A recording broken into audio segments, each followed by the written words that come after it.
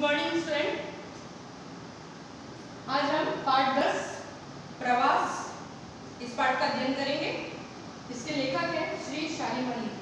Okay, तो आप इस प्रवास पाठ से रीडिंग भी करेंगे और पढ़ेंगे भी।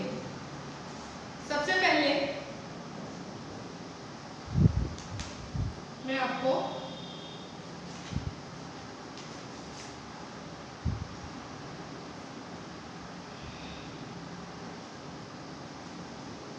प्रवास का मतलब बता दूं कि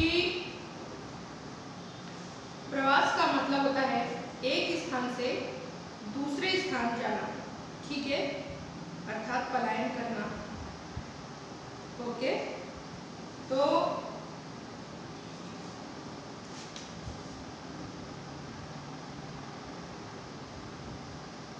और एक स्थान से दूसरे स्थान जाना और वहां जाके बहुत थोड़े समय के लिए रुकना, अर्थात थोड़े समय के लिए निवास करना ही दूसरी जगह पे जाके प्रवास कहलाता है, ठीक है। तो यहाँ पर इस पाठ में क्या बताया है, चिड़िया लोगों के बारे में बताया है कि चिड़िया एक स्थान से दूसरे स्थान को जाती है और जाकर कुछ समय तक के वहाँ निवास करती है और उसके बाद फिर वापस अपने देश लौट आती है। तो यहाँ पर देखिए किस प्रकार चिड़ियों का प्रवास होता है। जहाँ कहीं भी पक्षियों के अध्ययन और अवलोकन की बात चले, डॉक्टर सालिम की चर्चा ना हो यह संभव ही नहीं है। डॉक्टर सालिम एक विश्व प्रसिद्ध भारतीय पक्षी विज्ञानी थे। सालिम अली को भारत के वर्ल्डमैन के रूप में जाना जाता है। वे भारत के ऐसे पहले व्यक्ति थे जिन्होंने भारत भर में व्यवस्थित रूप से पक्षी सर्वेक्षण का आयोजन किया और पक्षियों पर लिखी उनकी किताबों ने भारत में पक्षी विज्ञान के विकास में काफ़ी मदद की। एक 10 वर्ष के बालक की बया पक्षी के प्रति साधारण सी जिज्ञासा ने ही बालक सालिम को पक्षी शास्त्री बना दिया। पक्षी के सर्वेक्षण में 65 साल गुजार देने वाले इस शख्सियत को परिंदों का चलता फिरता विश्वकोश कहा जाता है। इस पाठ में स्वाभाविक रूप से प्रवासी पक्षियों के जीवन, उनके प्रवास की चुनौतियों और रोमांच को सहज रूप में प्रस्तुत किया गया है। तो देखिए आगे कि किस प्रकार श्री शालिम अली पक्षियों के विशेषज्ञ बन गए। बचपन से ही उन्हें पक्षियों की जानकारी रखने का शौक था और वे इसी जिज्ञासा में पक्षियों के एक अच्छे खासे विशेषज्ञ बन गए।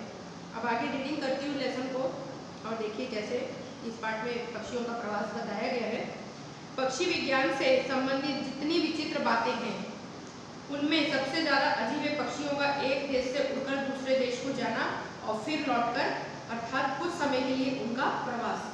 पक्षी एक देश से दूसरे देश उड़कर जाते हैं, कुछ समय वहाँ निवास करते हैं और फिर वापस अपने देश वापस आ जाते हैं। ये अजीब बात अब भी रहस्य बनी हुई है। साल में 2 बार बसंत और पतझड़ में लाखों चिड़िया किसी सुनिश्चित स्थान पर पहुंचने के लिए लंबी यात्रा के लिए प्रस्थान करती है। कभी कभी वे महाद्वीप और महासागर तक भी पहुंच जाती है। ये जो चिड़िया है वो एक स्थान से दूसरे देश को जाती हैं और कभी साल में 2 बार बसंत में और पतझड़ में यह लंबी यात्रा करती हैं। कभी कभी वे महाद्वीप और महासागर तक को पार कर जाती हैं। ऐसा क्या है जो उन्हें इस यात्रा के लिए मजबूर करता है? क्यों जाती हैं वो एक देश से दूसरे देश? क्यों वे ऐसी खतरनाक यात्राओं के खतरे मोल लेना चाहती हैं और कैसे उन्हें पता लगता है कि किस रास्ते से होकर जाना चाहिए? इस बुनियादी सवालों का अभी तक कोई संतोषजनक उत्तर नहीं प्राप्त हो सका है। हमें तो एक शहर से दूसरे शहर का रास्ता मालूम नहीं होता है, लेकिन चिड़िया को कैसे एक देश से दूसरे देश जाने का रास्ता पता होता है, वो भी हवाई मार्ग से उड़ करके। और क्यों, इतनी क्या मजबूरी होती है उनकी कि जो उनको एक देश से दूसरे देश इतनी लंबी यात्रा करनी होती है? हालांकि सावधानी से किए गए कुछ प्रयोगों और प्रवासी चिड़ियों की घेराबंदी के परिणाम स्वरूप अब हम इनको पहले की अपेक्षा काफ़ी अधिक तथ्य ज्ञात कर चुके हैं। इन बहुत सारे जो सवाल हैं कि वो चिड़िया क्यों प्रवास करती है, एक देश से दूसरे देश क्यों जाती है, इतनी लंबी यात्रा क्यों करती है, उनकी क्या मजबूरी है, ये सारे सवालों का जवाब विशेषज्ञों ने ढूंढ कर निकाला और कुछ सवालों के जवाब वह प्राप्त भी कर चुका है। चिड़िया के इस प्रवास की खास बात यह है कि इन दोनों स्थानों के बीच उनका आवागमन बिल्कुल नियमित होता है। उनकी यात्राओं की भविष्यवाणी तक की जा सकती है, जिसमें एक हफ्ते या उससे कम का ही आगा पीछा हो सकता है। चिड़िया लौटकर उन्हीं क्षेत्रों प्रायः उसी बाग अथवा खेत में आ जाती है। ये ही उनके गर्मी और जाड़े के निवास होते हैं और उनके बीच हो सकता है कई हजारों मील तक का फासला। ये चिड़िया कुछ समय के लिए एक देश से दूसरे देश जाती है, फिर वापस आ जाती है और उनका ये जो जाना है हर सीजन में, ये जिस भी सीजन में जाती हैं, लोगों ने इसे नोट करके रखा है। तो ये बता सकते हैं कि ये किस समय एक स्थान से दूसरे स्थान को जाएंगी। भले ही 2-4 दिन का आगे पीछे, एक आध हफ्ते का आगे पीछे हो सकता है, लेकिन वह उसी समय यात्रा करती हैं। पहला सवाल जो दिमाग में आता है वह यह है कि कुछ प्रजातियों की ही चिड़िया प्रवास के लिए ही क्यों जाती है, अन्य क्यों नहीं जाती। और ये भी देखा जाता है कि कुछ ही चिड़िया एक देश से दूसरे देश जाती, सभी चिड़िया नहीं जाती है। जवाब हो सकता है कि उन प्रजातियों के लिए उनका जीना इस प्रवास पर ही निर्भर करता है। हो सकता है कि उन चिड़ियों को ही जाना मजबूरी होती होगी कि उनका बिना जाए गुजारा नहीं होता होगा, इसीलिए वही चिड़िया जाती हैं, दूसरी चिड़िया नहीं जाती हैं। कुछ प्रजातियों के लिए जीने की यह शर्त नितांत अनिवार्य ना होकर सिर्फ मान्य होती है, क्योंकि उनके कुछ सदस्य तो प्रवास पर जाते हैं और शेष वहीं बने रहते हैं। इनकी आबादी का एक भाग ही प्रतिवर्ष प्रवास पर जाता है और वहां अन्य वहीं बने रहते हैं। सिर्फ क्या लिखा है एक बार देखें फिर से कि अन्य जातियों के, कुछ प्रजातियों के लिए जीने की यह शर्त नितांत अनिवार्य ना होकर सिर्फ मान्य होती है। मतलब कुछ लोगों का मन एकदम मजबूरी नहीं है, मतलब एकदम बंधे हुए नहीं है कि मुझे जाना ही है, सिर्फ उनकी मान्यता है कि उन्हें जाना चाहते, वो जाते हैं, क्योंकि उनके कुछ सदस्य तो प्रवास पर जाते हैं और कुछ लोग नहीं जाते हैं। इनकी आबादी का एक भाग ही प्रतिवर्ष प्रवास पर जाता है और अन्य वहीं बने रहते हैं। अर्थात एक ही जाति के पक्षी जो होते हैं उनमें से कुछ विदेश यात्रा करते हैं और कुछ अपने ही स्थान पर बने रहते हैं। यह बात तो समझ में आती है कि कुछ चिड़िया सख्त जाड़े से घबराकर अपेक्षाकृत कम ठंडे स्थानों की ओर उड़ जाती है और जैसे ही गर्मी शुरू होने लगती है लौटकर अपने देश आ जाती है। देखा कि ठंडे स्थानों में तो वो जैसे ही ठंड में शुरू होती है वे एक स्थान से दूसरे स्थान को जाती है और जैसे ही गर्मी शुरू होने लगती है वो वापस अपने देश आ जाती है। वे अपने देश जब आती है उस समय वहाँ पेड़ों पर नई नई कोपले, कलियाँ और फूल निकले होते हैं और परिवार के पोषण के लिए तमाम तरह तरह के कीड़े मकोड़े उपलब्ध होते हैं। गर्मी खत्म होते होते बच्चे बड़े होकर आत्मनिर्भर हो जाते हैं और पतझड़ के बाद पहली सर्दी के पड़ते ही चिड़िया प्रवास पर चल देने को तैयार हो जाती है। उदाहरण जैसे रोजी पेस्टर जो मध्य एशिया में अंडे देती है, भारत में मई में चली जाती है, भारत से वो मई में चली जाती है, मतलब गर्मी जैसे ही शुरू होती है वो चली जाती है और अगस्त में फिर लौटकर आती। अर्थात गर्मी में कई चिड़िया ऐसी होती है जो गर्मी वाले प्रदेश में नहीं रह सकती हैं, उनको ठंडा स्थान चाहिए, इसीलिए वह ठंडे प्रदेशों की ओर उड़ जाती है। कुछ चिड़िया ज़्यादा समय भी लेती है, वे मार्च में आ जाती हैं और सितंबर में लौटती हैं। कुछ लोग मार्च में आती हैं और सितंबर में लौटती हैं। आपने देखा होगा कि आपके विद्यालय के पीछे में जो खेत बने हुए हैं वहाँ पर देखा होगा कि कुछ ठंड के समय में कुछ सफ़ेद कलर की बड़ी बड़ी सी चिड़िया आके बैठी रहती है, देखते हो कि नहीं? तो आप बाकी समय में नहीं देखते हो, गर्मी में वो दिखाई नहीं देती है, बरसात में वो दिखाई नहीं देती है, सिर्फ ठंड के समय में जब हल्की ठंड शुरू हो जाती है तब वो चिड़िया आती है और गर्मी के शुरू होते होते वह चली जाती है। तो वो कौन सी, वो हमारे भारत की चिड़िया नहीं है, वो किसी दूसरे देश से हमारे भारत में आती है जो हमको ठंड के दिनों में दिखाई देती है। यहाँ तक तो ऐसा लगता है कि इन कठिन प्रवास यात्राओं का निश्चित महत्व है और शायद जो चिड़िया प्रवास पर जाती है उनके लिए कुछ हद तक यह आवश्यक भी है। लेकिन उलझन में डालने वाली बात यह है कि कुछ चिड़िया प्रवास पर पूर्व से पश्चिम या पश्चिम से पूर्व को लगभग उसी अक्षांश पर लगभग उसी प्रकार के जलवायु वाले प्रदेशों में अंडे देने के लिए जाती हैं। वही हमने जो बताया कि वह ठंडे प्रदेशों में जाती हैं, वहाँ अंडे देती हैं। इसके अलावा कुछ ऐसी भी चिड़िया है जो प्रवास के नाम पर सिर्फ कुछ मील दूर ही जाती है, ज़्यादा दूर नहीं जाती है। कुछ चिड़िया थोड़ी दूर तक जाती है और इसी स्थिति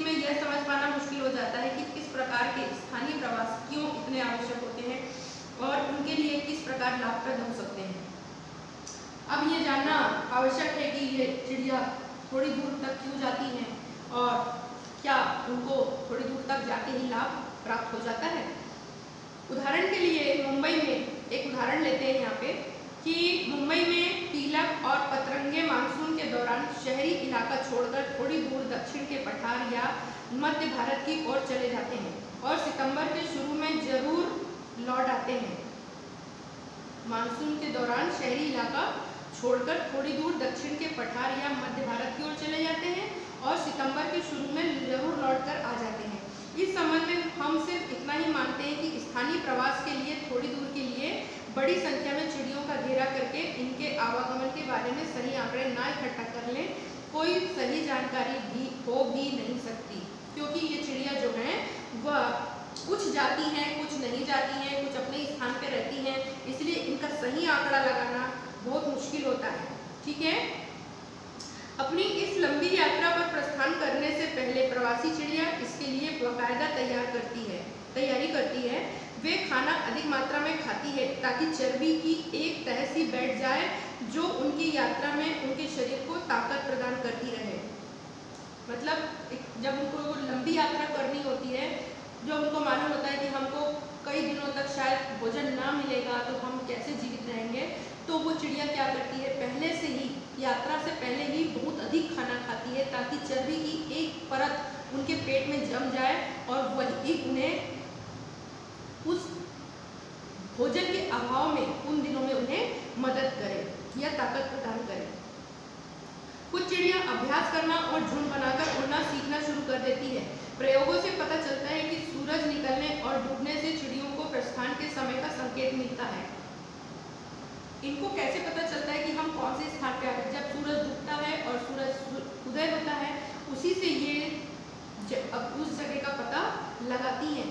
लंबी यात्रा में सूरज ही उन्हें कुतुबनुमा का काम देता है।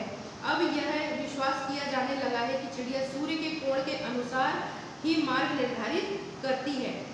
धुंध और कोहरा पड़ने से जब सूरज छिप जाता है तो संभव है कि चिड़िया थोड़ी देर के लिए अपने रास्ते में इधर उधर हो जाए, पर जैसे ही कोहरा छटने के बाद दिखाई पड़ना शुरू होता है वे अपने रास्ते पर आ जाती है। अर्थात वो जहाँ पर सूर्य की किरणें सीधी पड़ती है वह उसी सीधी रेखा में ही यात्रा करती है।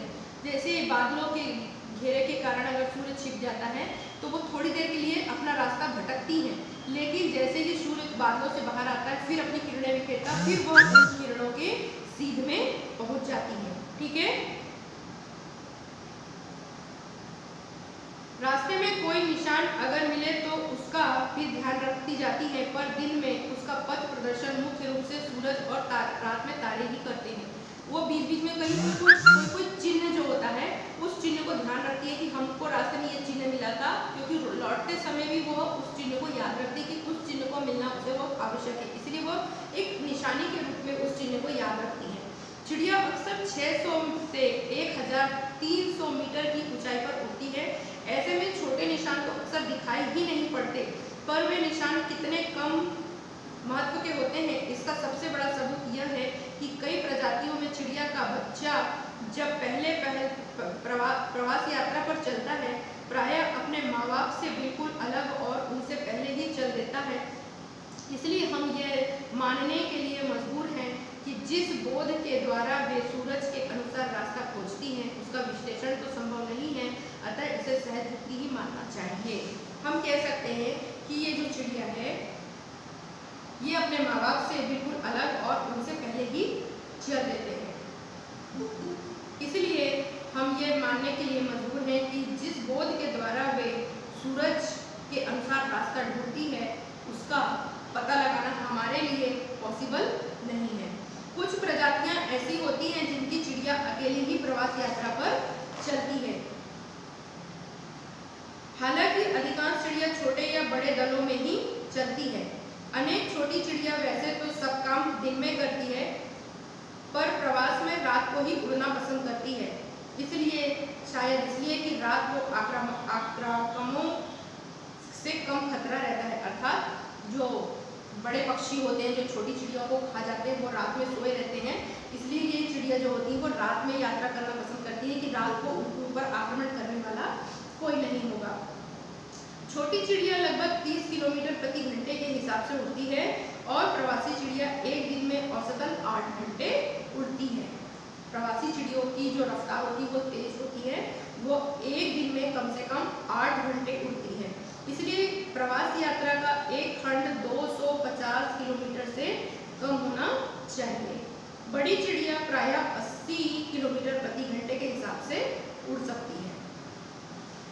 80 किलोमीटर एक घंटे में बड़ी चिड़िया उड़ सकती है और इसलिए वे एक दिन में काफ़ी अधिक किलोमीटर प्रति घंटे के हिसाब से उड़ सकती है और इसलिए वे दिन में काफ़ी अधिक फासला तय कर सकती है। समुद्रों को पार करने में चिड़ियों को लगातार काफ़ी समय तक का उड़ना पड़ता है, क्योंकि समुद्र के ऊपर जब उड़ेगी तो उनको कहीं रुकने कहीं बैठने के लिए स्थान ही नहीं मिलेगा। समुद्र के ऊपर में तो ना कहीं पेड़ मिलेगा, ना कोई छाया मिलेगी, ना कोई छत मिलेगी, कुछ भी नहीं मिलेगा। इसलिए जो अगर वो समुद्र की शुरुआत से जब यात्रा शुरू करती है तो उसे पूरा समुद्र पार करने में कई घंटे लग जाते हैं और उसे उस प्रकार की तैयारी करनी पड़ती है कि उसे मालूम होता है कि अगर जो चिड़िया 8 घंटे की यात्रा करने की क्षमता रखती है, अगर वो समुद्र के ऊपर से उड़ रही है तो हो सकता है समुद्र को पार करने में अगर 10 से 12 घंटे लग जाएं तो बीच में क्या करेगी? वो गिर जाएगी क्या समुद्र के अंदर? रुकेगी क्या? नहीं, उसे कंटिन्यू 10 घंटे लगे या 12 घंटे लगे, वह समुद्र को पार करने के बाद ही रुकती है।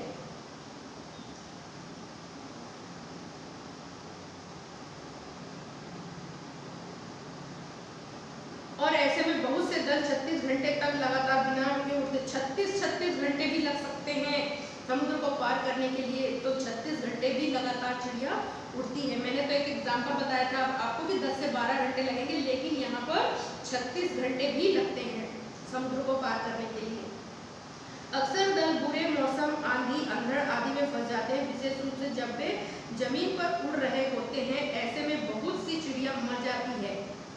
जैसे अब यात्रा कर रही है चिड़िया, जोर का तूफान आया तो क्या करें, कहाँ जाएगी? तो कुछ बहुत सी चिड़िया जो है वो उस तूफान में फंस के मर भी जाती है। सारांश ये है कि प्रवास यात्रा हमेशा कठिन और थकाऊ तो होती ही है, साथ ही खतरनाक भी होती है। ये पक्षियों की जो यात्रा होती है ये थकाने वाली तो होती है, लेकिन साथ में खतरनाक भी होती है। अधिकांश प्रवासी चिड़िया अपना जाड़ा काटने के लिए भारत आती है, पर यहाँ वे प्रजनन नहीं करती। बहुत सी चिड़िया जो पूर्वी यूरोप में या उत्तरी और मध्य एशिया या हिमालय की पर्वत श्रेणियों में रहती है, जाड़े के दिनों में भारत में आ जाती है। इस प्रकार प्रवास पर जाने वाली चिड़ियों में प्रायः वे ही होती हैं जो समुद्री किनारों, नदियों और झीलों के इर्द गिर्द जुटने वाली बतखें और जल में विहार करने वाली होती हैं।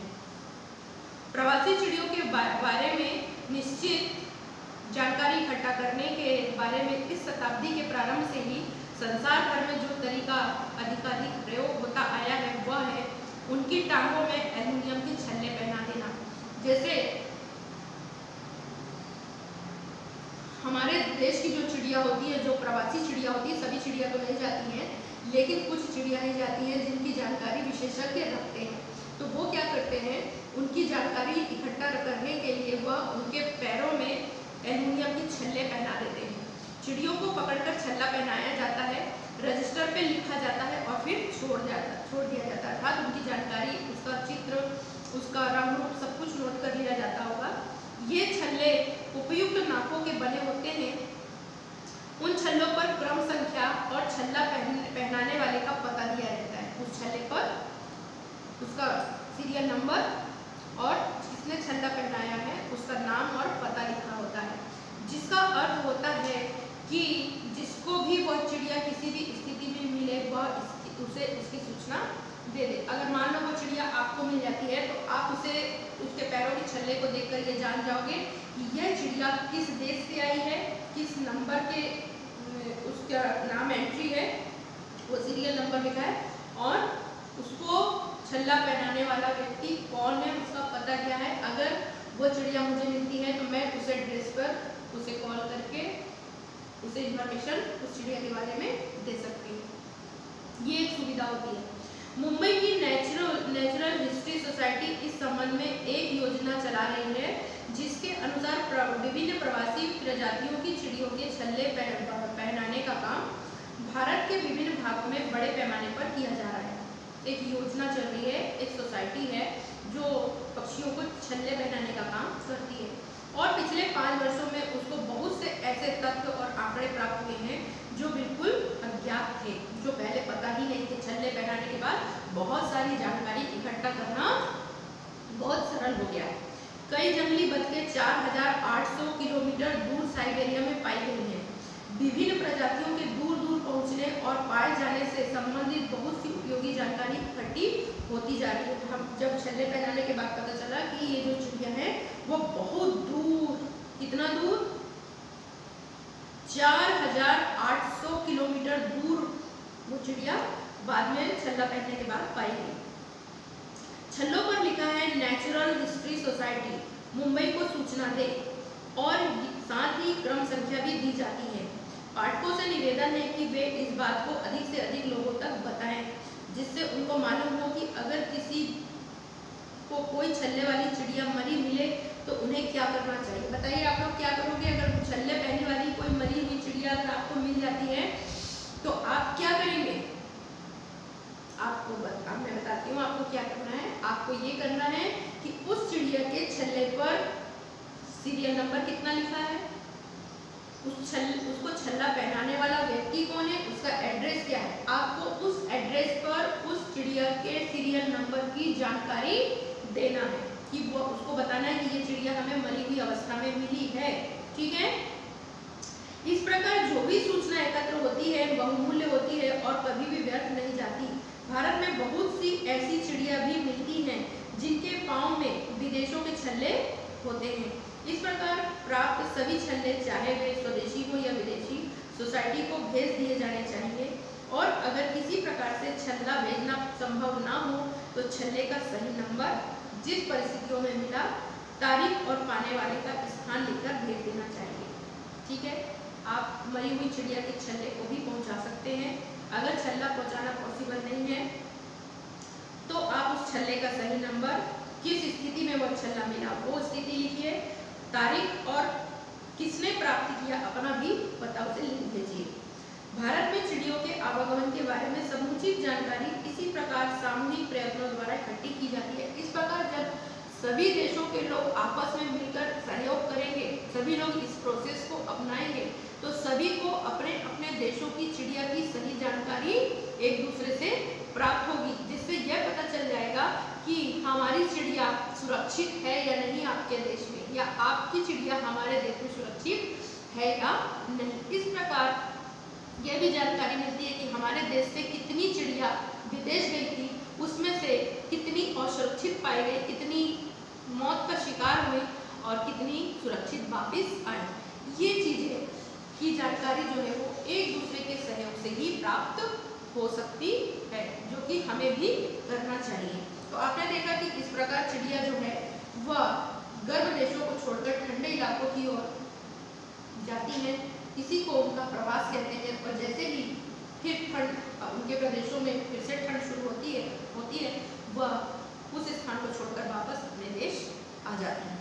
इस प्रकार ये चिड़ियों का प्रवासी जो क्रम है वह निरंतर हमेशा बना रहता है।